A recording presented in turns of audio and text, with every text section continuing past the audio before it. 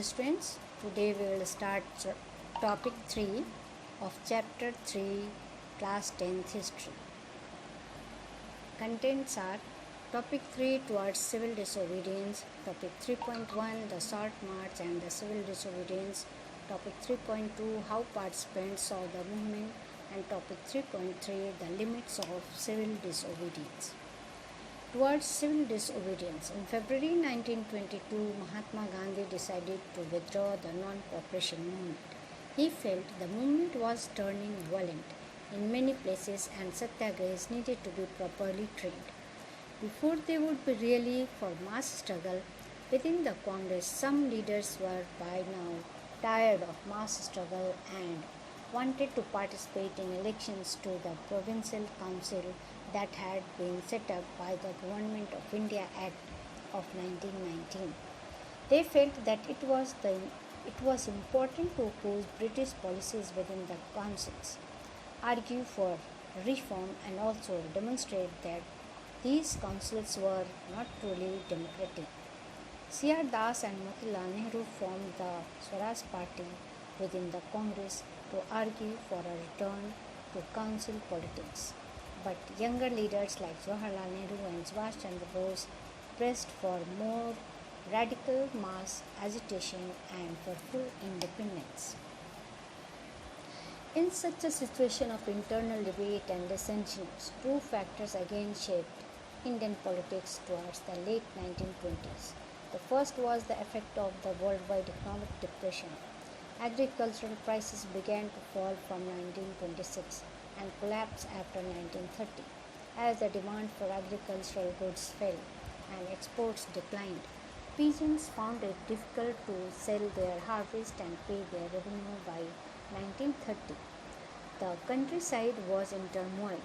Against this background, the new Tory government in Britain constituted a statutory commission under Sir John Simon, set up in response to the nationalist movement. The commission was to look into the functioning of the constitutional system in India and suggest changes. The problem was that the commission did not have a single Indian member, they were all British. Simon Commission. When the Simon Commission arrived in India in 1928, he was greeted with the slogan, "Go back, Simon." All parties, including the Congress and the Muslim League, participated in the demonstration. In an effort to win them over, the Viceroy Lord Irwin announced in October 1929 a vague offer of dominion status. Here, vague offer of dominion status means British said that British would remain ruler, head of the country, and Indians would rule. But our Indian leaders refused it. In an unspecified future and a roundtable conference to discuss future constitution, this did not satisfy the Congress leaders. The radicals within the Congress, led by Jawaharlal Nehru and Subhash Chandra Bose, became more assertive. The liberals and the moderates who were proposing a constitutional system within the framework of British dominions gradually lost their influence. Topic 3.1 the Salt March and the civil disobedience. Mahatma Gandhi found in salt a powerful symbol that could unite the nation. On 31st January 1930, he sent a letter to Viceroy Irwin stating 11 demands. Some of these were of general interest and others were specified demands of different classes, from industrialists to peasants. The most stirring of all was the demand to abolish the salt tax. Salt was something consumed by the rich and the poor alike, and it was one of the most essential items of food. Mahatma Gandhi's letter was in a way an ultimatum.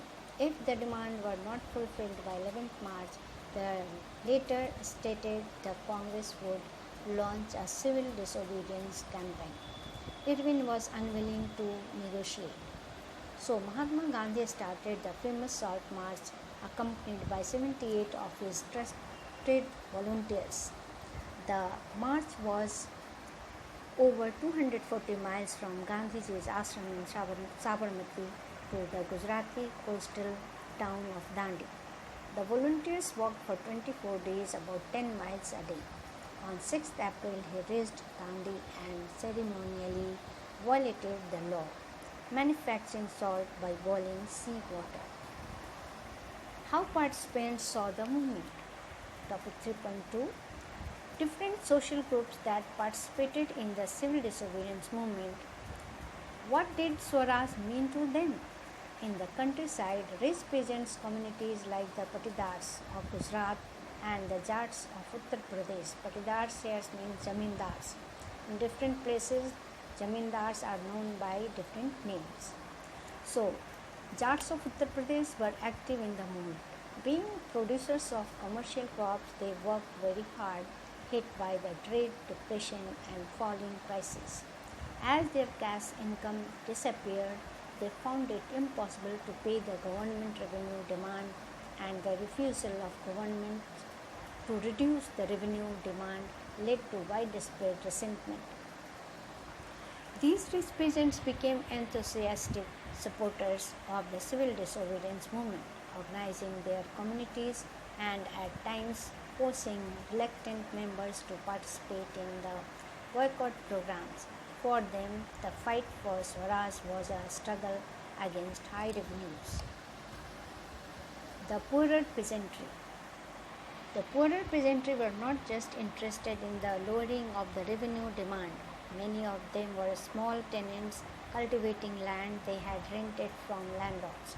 As the depression continued and cash income dwindled, the small tenants found it difficult to pay their rent. They wanted the unpaid rent to the landlords to be remitted. Apprehensive of raising issues that might upset the rich peasants and landlords, the Congress was unwilling to support no rent campaign in most places. So the relationship between the poor peasants and the Congress remained uncertain. Business classes. During the First World War, Indian merchants and industrialists had made huge profits and become powerful in an expanding their business. They now raised against they now reacted against colonial policies that restricted business activities. They wanted protection against imports of foreign goods and as rupee sterling foreign exchange ratio that would discourage imports. To organize business interests, they formed the Indian Industrial and Commercial Congress in 1920 and the Federation of the Indian Chamber of Commerce and Industries FICCI in 1927, led by prominent industrialists like Purushottam Das, Thakur Das, and G.D. Birla. The industrialists attacked and controlled over the Indian economy and supported the civil disobedience movement when it was first launched. They gave financial assistance and refused to buy or sell imported goods. Most businessmen came to see Swaraj as a time when colonial restrictions on business would no longer exist and trade and industry would flourish without constraints. But after the failure of Round Table Conference, business groups were no longer uniformly enthusiastic. The industrial working classes. The industrial working classes did not participate in the civil disobedience movement in large numbers, except in the Nagpur region, as the industrialists came closer to the Congress workers, stayed aloof. But in spite of that, some workers did participate in the civil disobedience movement, selectively adopting some of the ideas of the Gandhian program, like boycott foreign goods as part of their own movements against low wages and poor working conditions. There was strikes by railway workers in 1930 and workers in 1932. In 1930, thousands of workers in Chota Nagpur in mines wore Gandhi caps and participated in protest rallies against boycott campaigns. But the Congress was reluctant to include workers' demand as part of its program of struggle. It felt that this would alienate industrialists and divide the anti-imperial forces. Participation of women. Another important feature of the civil disobedience movement was the large-scale participation of women. During Gandhiji's Salt March, thousands of women came out of their homes to listen to him. They participated in protest marches, manufactured salt, and picketed foreign clothes and liquor shops. Many went to jail. In urban areas, these women were from high caste families. In rural areas, they came from rich peasants' households. Moved by Gandhiji's call, they began to see service to the nation as a sacred duty of women. This increased public role did not necessarily mean any radical change in the way the position of women was visualized. Gandhiji was convinced that it was the duty of women to look after home and heart, be good mothers and be good wives. And for a long time, the Congress was reluctant to allow women to hold any position of authority within the organization. It was keen only on their symbolic presence. Topic 3.3: The limits of civil disobedience. Not all social groups were moved by the abstract concept of Swaraj. One such group was the nation's untouchables. From around the 1930s had begun to call themselves Dalit or oppressed. For long the Congress had ignored the Dalits for fear of offending the Sanatanis and the conservatives high caste Hindus, but Mahatma Gandhi declared that Swaraj would not come for 100 years if untouchability was not eliminated. He called the untouchables Harijans are the children of God, organized satyagraha to secure them entry into temples and access to public wells, tanks, roads, and schools. He himself cleaned toilets to dignify the work of the bhangi, the sweepers, and persuaded upper caste change their heart and give up the sin of untouchability. But many Dalit leaders were keen on a different political solution to the problems of the community.